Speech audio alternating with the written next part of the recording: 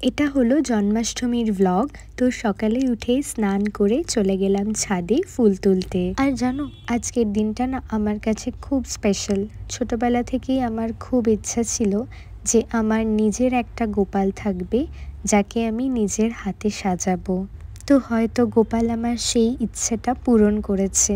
যেদিন আমি প্রথম গোপাল পেয়েছিলাম তারপর থেকেই বলা যায় এই জন্মাষ্টমীটা আমাদের বাড়িতে পালন হয়। তো সকালে উঠে আগে গোপালকে ঘুম থেকে তুলে ওকে চা বিস্কিট দিয়ে তারপর চলে গেলাম গোপালের স্নান পর্বের জলটা তৈরি করতে।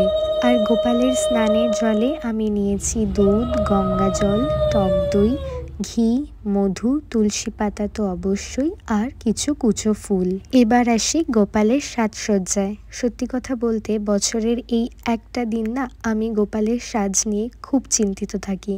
আমি চাই আমার গোপালকে আজকের দিনে সব থেকে বেস্ট লাগুক। ওর জন্য পছন্দ মতন শৃঙ্গার কেনা, তার ম্যাচিংয়ে হার, চুড়ি, এই সব কিছু আমি জন্মাষ্টমীর অনেক আগে থেকে কিনে রাখি। তো এবার বলো তো আমার গপু ভাইকে দেখতে কেমন লাগছে, আর কারোর যেন নজর না লাগে, এত মিষ্টি লাগছে। আর সকালের ভোগে গপুকে দিলাম 5 রকম ফল আর তালের বড়া। তারপর সুন্দর করে পুজোটা করে নিলাম। এটা ছিল জন্মাষ্টমীর সকালবেলাটা। এর পরের পার্টে আসছে জন্মাষ্টমীর সন্ধ্যাবেলাটা আমি কিভাবে কাটালাম।